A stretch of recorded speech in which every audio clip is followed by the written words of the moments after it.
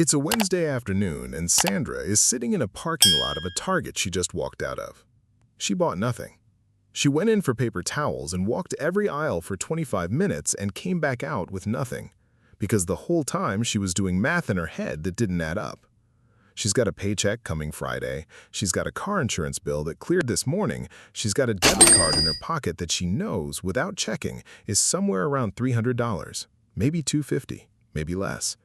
And she's sitting in her car in a parking lot doing the exact same math every other adult in this country is quietly doing right now. How much do I actually have? And is that normal? I've got good news and bad news. The good news is you are not alone. The bad news is the reason you're not alone is because almost everybody is in the same parking lot doing the same math. And the number the financial media keeps showing you as the average is not helping. My name is Shazy, and today we are going to find out exactly how much cash the average American actually has sitting in the bank in 2026, where you actually stand on the real scoreboard, and why the gap between what you see on a headline and what you feel in your gut is not an accident. Let's start with the number you've already seen. If you've ever typed, "How much does the average American have in savings?" into a search engine, you probably got something in the range of $40,000 to $60,000. Some sources go higher. You see headlines from legitimate financial outlets citing average savings account balances of $60,000, $70,000, even $80,000. And if you're sitting there with $800 in your checking and a savings account you keep meaning to build up, that number doesn't inspire you.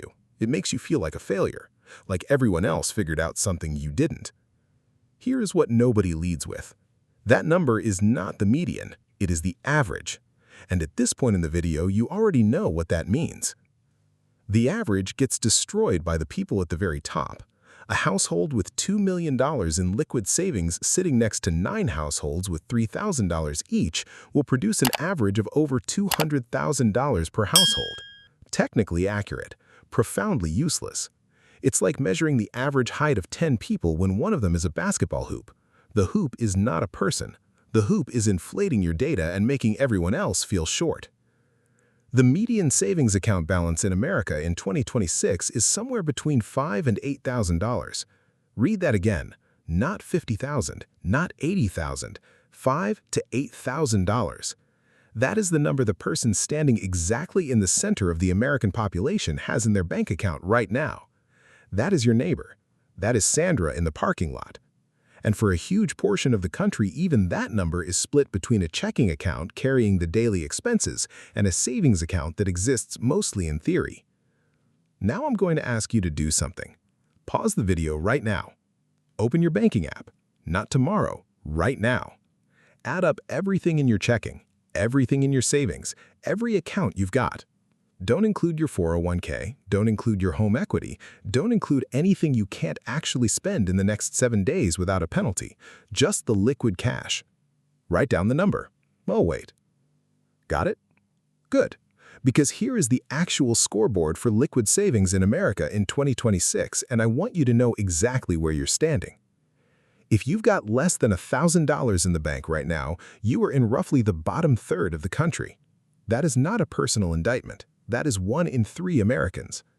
If you're sitting around $3,000 to $5,000, you're near the middle of the pack. That is the median zone. If you've got $15,000 to $20,000 in accessible savings, you're doing genuinely better than most. You're in roughly the top quarter. If you're sitting above $50,000 in liquid cash, you're in the top 10% for bank balances in this country. And if you've got $200,000 or more just sitting in accessible accounts, you're in a different conversation entirely. Welcome to the top 1% by liquid savings. The rest of us thank you for your tax bracket. Now, here's the part that changes everything. Because most people who hear that median number, 5 to 8,000, feel something like relief, a little validation. Okay, so I'm not that far behind. And I don't want to take that from you because it's real. You are not alone. But I do need to show you what that number means when you actually put it up against your life. Because context is where the real story lives. The most common personal finance rule you have heard is the 3 to 6 month emergency fund. If something goes wrong, you lose your job, your car dies, your furnace quits in January, you should have 3 to 6 months of living expenses sitting in accessible cash. For someone spending $3,000 a month to survive, that means $9,000 to $18,000. For someone spending $4,000, $12,000 to $24,000. That is the baseline. That is the bare minimum the financial system says you need to feel safe. The median liquid savings in America is $5,000 to $8,000. That covers less than 2 months of expenses for the average American household, not 6 months, not 3, less than 2.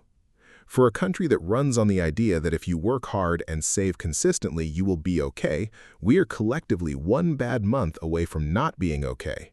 That is not a personal failure. That is a structural emergency hiding in plain sight. And here is where I need to rehook you, because this is where most videos on this topic stop. They show you the median, they tell you to save more, they point you to a high-yield savings account, they roll the credits. We're not doing that, because the median savings number is only the first layer of the problem, and the second layer is the one that is actually keeping people up at night. Let me introduce you to Dave. Dave is 44 years old. He works in logistics. He makes decent money, $68,000 a year, which on paper sounds like it should be enough to build savings. He has a wife, 2 kids, a mortgage, and a used SUV with 82,000 miles on it. Dave has about $4,200 in his savings account, which, by the median scoreboard we just ran, puts Dave solidly in the middle of the country. Dave is normal. And Dave is 1 transmission failure away from wiping out everything he saved in the last 3 years.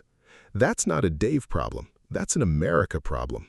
Because the typical American household runs on what financial researchers call a consumption gap, the space between income and expenses that is thin enough that any single unplanned cost doesn't just hurt, it erases. The car, the medical bill, the roof, the layoff. Any one of those events reaches into the middle of the scoreboard and pulls Dave straight down to the bottom tier.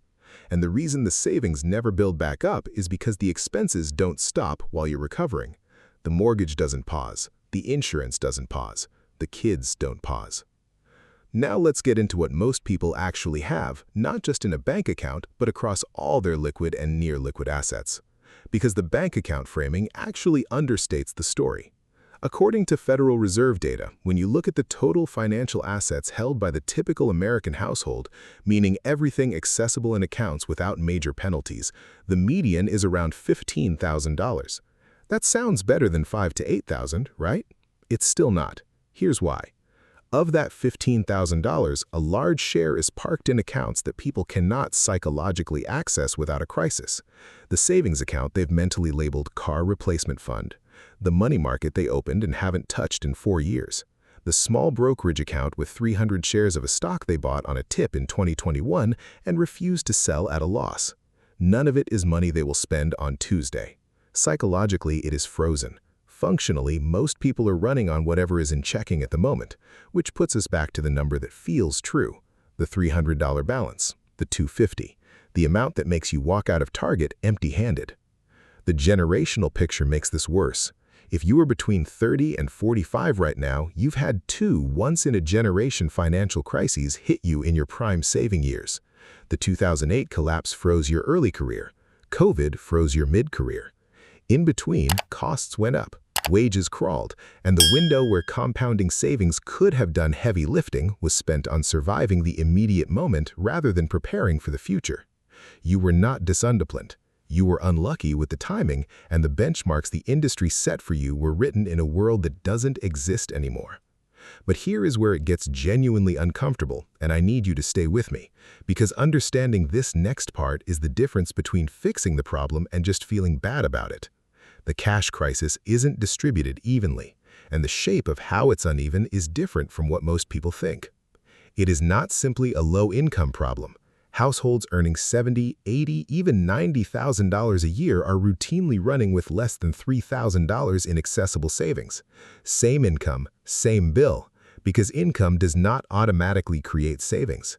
Income minus lifestyle equals savings, and the lifestyle side of that equation has been running ahead of income for 20 years. The car payment that keeps up with the neighborhood, the subscription that started at $10 and is now $30. The slow, invisible inflation of what normal living costs multiplied by a decade does not leave room for savings to accumulate, and no amount of hustle culture rhetoric changes the math. The actual villain in this story is not laziness.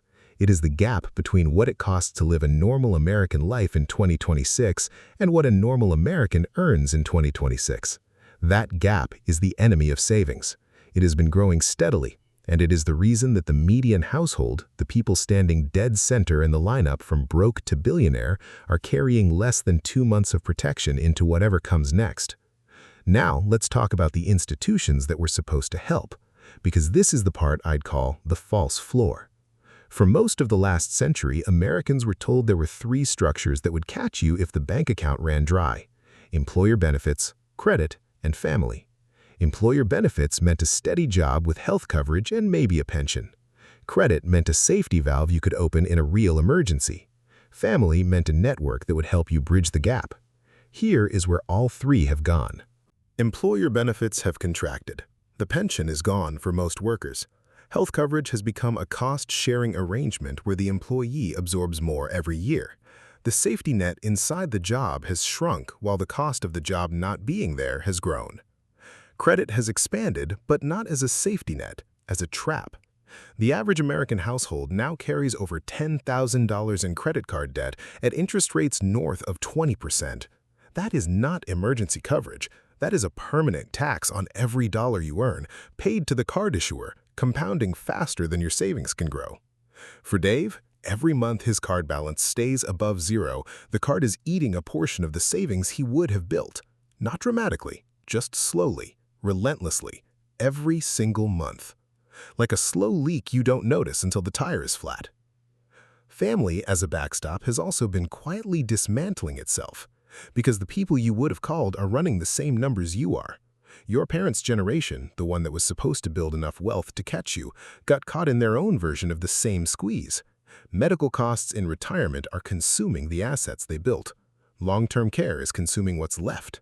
The backstop is not gone, it's just also overextended. So what actually works? And I'm going to be specific here because vague advice at this point in the video is a crime. Here is the actual move that changes the bank account number in a way that sticks, and it is almost aggressively unsexy. The accounts that have the highest median balances in America are not the accounts people opened to save. They are the accounts that run on autopilot. The employer 401k that pulls money before it lands in your checking. The direct deposit split that sends 20% to savings before you see it. The bill play that treats the savings transfer like a utility payment. The accounts where the money never touches the part of your brain that makes spending decisions. The math on this is not complicated. Humans are not good at saving what they can see and spend. We are very good at not missing what never arrived. If Dave sets up a direct deposit split so that $300 per paycheck lands in a high-yield savings account before his checking balance updates, Dave does not miss it. He adjusts his checking math. He walks out of Target with the paper towels instead of doing math in the parking lot. And in 12 months, Dave has built over $7,000 in savings without a single conscious decision to save. That is not a small number. That is the median. That is the person standing dead center in America, built in a year, automatically, out of a paycheck that felt like it was already stretched. The second move is the emergency fund before the investment account. I know this is not exciting. It does not involve the stock market or compound interest or any of the vocabulary that finance content loves. But here is what the data shows. Households with a liquid buffer of even $1,000 are dramatically less likely to go into debt over an emergency than households without one. $1,000, not $10,000, not the full 3 to 6 months, just $1,000, accessible, untouched. Earning something in a high-yield account acts as a circuit breaker. It breaks the spiral where the small emergency becomes a credit card balance that becomes a permanent monthly drag. You build to $1,000 first, then you build to 3 months. Then you've got a floor. The third move is the one most people resist the hardest, pulling back on the visible levers of lifestyle inflation. Not radically, not permanently, but the car payment that is $450 a month for a car that replaced a car that was paid off is the single largest recurring savings killer in the American middle class. That decision, made once, compounds for 6 years. It is not a small leak. It is the reason Dave has $4,000 in savings instead of $14,000. And the fix is not about the car you drive, it's about the decision being made consciously, with the full math in front of you, instead of in a dealership where a monthly payment sounds manageable. Let me close where we started. Sandra is still in the parking lot. She's been sitting there 11 minutes now. And here's the thing about Sandra. She's not doing anything wrong. She's doing the math the way someone does the math when they've never had the margin to stop doing it. When every purchase is a calculation and every unexpected cost is a threat, and the number in your account is always just a little lower than you'd like, that is not a character flaw. That is what it looks like to live at the median in the most expensive version of normal life this country has ever run. But here's what I want Sandra to know. The number she has right now is not the number that defines her. The number that matters is the one she'll have 12 months from now if she sets up one automatic transfer, finds one lever to pull back on, and treats the emergency fund like a bill she pays herself first. That is a boring plan. It is an embarrassingly simple plan. It is also the plan that works for people at every income level when they actually run it. Where do you stand on the scoreboard you built at the start of this video? If you're under 1,000, you're in the bottom third, and the $1,000 buffer is your only job right now. If you're in the 3,000 to 8,000 range, you're at the median, and 3 months of expenses is the next target. And if you're above 20,000 in liquid cash, you're doing genuinely well. And the question is whether that money is earning something while it sits. And if you're above 50,000 in accessible savings, you're in the top 10%, and you should probably stop watching financial anxiety content and go enjoy your weekend. The average American does not have 80,000 in the bank. The median American has 5,000 to 8,000, is running on less than 2 months of runway, and is doing math in parking lots on a Wednesday afternoon. That is the real number. The headline number is a statistical hoop. This is what the actual person looks like. Subscribe if you want more real numbers instead of comforting ones. Drop a comment telling me where you landed on the scoreboard, under 1,000, middle range, or something better. I read them. And one last thing, because we have to say it. I'm not a financial advisor, and this is not financial advice. It's just the math behind the number you already suspected was off. Take what's useful, leave the rest. I'll see you in the next one.